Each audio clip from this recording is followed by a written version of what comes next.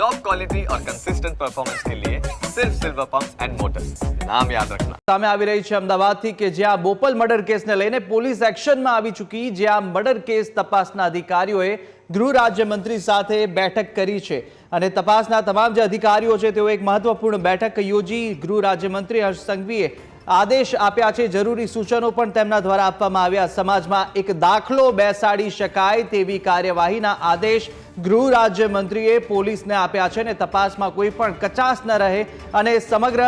કેવી રીતે આ તપાસ થવી જોઈએ અને કેવા કેવા આદેશો જરૂરી સૂચનો કર્યા છે તે પણ આપણે આગળ જાણીશું। ત્યારે પોલીસ ફોર્સમાં પણ ભવિષ્યમાં આવો ગુનો ન થાય તેવો દાખલો બેસાડવા માટે પણ ટકોર કરી છે અને એવો જ દાખલો બેસાડવા અને એવી તપાસ સાથે આવા જે નિર્ણય છે તે લેવામાં આવે તેવા અત્યારે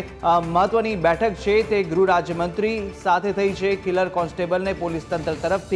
ન મળવી જોઈએ કોઈ પણ જાતની મદદ અને ડીજીપી બોપલ પોલીસ સ્ટેશનની મુલાકાત લઈ શકે છે થોડી વારમાં અને સમગ્ર આ જે ઘટના છે, આ બનાવ છે તેને લઈને હવે તપાસના ધમધમાટ શરૂ થઈ ચૂક્યા છે કે જ્યાં બોપલ મર્ડર કેસને લઈ પોલીસના એક્શનમાં અત્યારે પૂરજોશમાં જોવા મળી રહી છે, એક્શન મોડમાં છે અને સાથે સાથે મર્ડર કેસ તપાસને લઈને અધિકારીઓએ અત્યારે ગૃહ રાજ્યમંત્રી સાથે મહત્વની બેઠક યોજી। બેઠકની અંદર કઈ કઈ બાબતે ચર્ચા થઈ આ સમગ્ર જાણકારી આપણે અમારા સંવાદદાતા મીર પાસેથી પણ આગળ મેળવવાના છે, પરંતુ અત્યારે એ સ્પષ્ટ થઈ ચૂક્યું છે કે આ કેસની અંદર તપાસની અંદર કોઈ પણ કચાશ ન રહેવી જોઈએ અને સાથે સાથે કોઈ પણ પ્રકારની બેદરકારી દાખવવાની આવે, કોઈ પોલીસની પણ મદદ આરોપીને ન થઈ શકે તે પ્રકારેના કડક સૂચન ગૃહ રાજ્યમંત્રી અત્યારે અધિકારીઓને આપી દીધા છે અને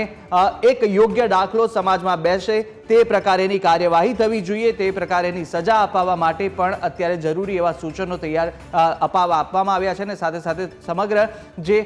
પુરાવાઓ છે તે પણ હવે એકત્રિત કરવામાં આવશે આ કેસને લઈને। તો વધુ વિગતો સાથે સંવાદદાતા મિહિર પણ આપણી સાથે જોડાઈ ચૂક્યા છે। મિહિર, આ કેસને લઈને હવે પોલીસ પણ એક્શન મોડમાં છે કે જ્યાં અત્યારે મહત્વની એક બેઠક ગૃહ રાજ્યમંત્રી સાથે મળી હતી અને અનેક એવા નિર્ણયો અને જરૂરી સૂચનો પણ ગૃહ રાજ્યમંત્રીએ આપ્યા છે। કઈ બેઠકની અંદર ચર્ચા થઈ છે અને સાથે કેવા આદેશો આપવામાં આવ્યા છે તે વિસ્તારથી જણાવશો। કુશાગ્ર આવા પોલીસ કર્મીની માનસિકતાના કારણે ખાખી વર્દી ઉપર એક લાંછન લાગતો હોય છે અને આવી ફરી કોઈ ઘટના ન બને આવું પોલીસ કર્મી કોઈ પણ પગલાં કરતા કે આ રીતનું કૃત્ય કરતા અચકાય તે માટે કડકમાં કડક કઈ રીતની કાર્યવાહી કરી શકાય, સાથે જ નવી સેક્શન પ્રમાણે કઈ રીતના ગુનોના કલમનો ઉમેરો કરી શકાય અને ભવિષ્યમાં આ રીતનું ન થાય તે માટે ગૃહ રાજ્યમંત્રી હર્ષ સંઘવી અને સાથે જ અમદાવાદ ગ્રામ્યના એસપી જાટ સાહેબ સાથે બોપલ પોલીસ સ્ટેશનના પીઆઈ લોકોએ જે તપાસ કરે છે કેસના તેને સાથે ચર્ચા કરી હતી અને આખો ઘટનાક્રમ વિશે તે માહિતગાર પહેલાં થયા હતા અને ત્યારબાદ કઈ રીતના આ ઘટના ફરી ન આ રીતની સામે આવે તેને લઈને આખી ચર્ચા છે તે કરવામાં આવી હતી। લગભગ અડધોથી પોણો કલાક સુધી ચર્ચા કરવામાં આવી હતી અને જેમાં ખાસ કરી કઈ કલમો નો ઉમેરો કરી શકાય છે, સાથે જ આવા પોલીસ કર્મીઓ કે જેના વિરુદ્ધમાં અગાઉ પણ કોઈ સસ્પેન્શન હોય કે અથવા આ રીતના કોઈને પણ નિર્દોષ લોકોને તેને દંડી અને પૈસા તેની પાસે પડાવ્યા હોય કે આવી ઘટના જ્યારે બનતી હોય છે ને ત્યારે આખા પોલીસ વિભાગ ઉપર એક શરમની ઘટના જોવા મળતી હોય છે, કારણ કે આ રીતની ઘટના ન થાય તે માટે ખાસ સૂચન છે તે કરવામાં આવ્યા છે। સાથે જ ગુજરાતના ડીજીપી છે તે પણ અહીં ગમે ત્યારે અહીં અમદાવાદની એસપી કચેરી છે કે ત્યાં આગળ આવી શકે છે અને ત્યાં તેમની સાથે પણ ડિસ્કશન છે તે કરી શકે છે। એટલે આ કેસમાં ફર્ધર શું કરવું, કારણ કે આ કેસ અત્યારે હાલ બોપલ પોલીસ સ્ટેશનના પીઆઈ દ્વારા તપાસ કરવામાં આવે છે, એટલે આગામી સમયમાં ગૃહ રાજ્યમંત્રી દ્વારા જે સૂચન કર્યા છે તેના ઉપરથી ક્યાંય કેસ ડીવાયએસપી કે અથવા તેના અબાઉ રેન્કને પણ કેસ છે તે સોંપવામાં આવી શકે છે, પરંતુ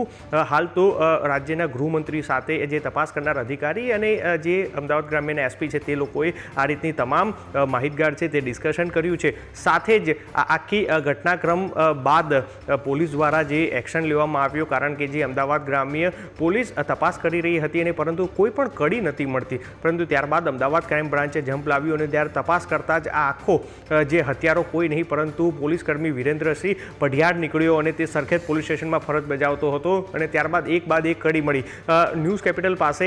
જે એક સીસીટીવી છે તે પણ સામે આવ્યા છે કે જે અકસ્માત જે આ બંને સામાન્ય પહેલાં ટકરાયા હતા કે જે બુલેટ ઉપર જઈ રહેલા બે વિદ્યાર્થીઓ અને ત્યારબાદ આ હેરિયર ગાડી કે જે જઈ રહ્યા હતા અને 2 સેકન્ડ માટે તે ગાડી અને તે લોકોને બુલેટ છે તે ટચ થયું હતું અને ત્યારબાદ આ ઝઘડો છે કે આગળ જઈ અને ઉગ્ર થયો હતો અને ત્યારબાદ આ પોલીસકર્મી જે પ્રાથમિક રીતના દારૂના નશામાં અને અગાઉ પણ તે દારૂનો નશો કરતી હોવાનો ટેવ ધરાવતો હોવાનું પણ સામે આવ્યું છે પોલીસ તપાસમાં. એટલે તે આ નશામાં તેને પોતાના ગાડીમાં રહેલું ચપ્પુ વડે જે વિદ્યાર્થી પ્રિશાંશુ જૈન છે તેને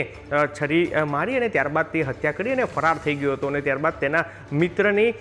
બોલાવી અને આ ગાડી છે તેને અલગ જગ્યાએ રાખી દીધી હતી અને તેના મિત્રની ગાડી લઈ અને ત્યારબાદ તે પંજાબ ભાગી ગયો હતો. એટલે જે તમામ સીસીટીવી છે કે જે ક્રાઇમ બ્રાન્ચના હાથે એક બાદ એક સામે આવ્યા અને હ્યુમન ઇન્ટેલિજન્સના આધારે આ હત્યારો પોલીસકર્મી છે તેની ધરપકડ કરવામાં આવી છે. તેને અમદાવાદ છે તેને વહેલી સવારે લાવી દેવામાં આવ્યો છે અને તેની પૂછતાછમાં હવે અનેક એવા ઘટસ્ફોટ છે તે થઈ શકે છે. કારણ કે અનેક એવા સવાલો છે કે તેની મદદ અન્ય કોને કરી છે, સાથે જ અન્ય કોઈ પોલીસકર્મી તેના મદદમાં છે કે કેમ તે દિશામાં પણ તપાસ જે છે તે કરવામાં આવશે. કારણ કે જે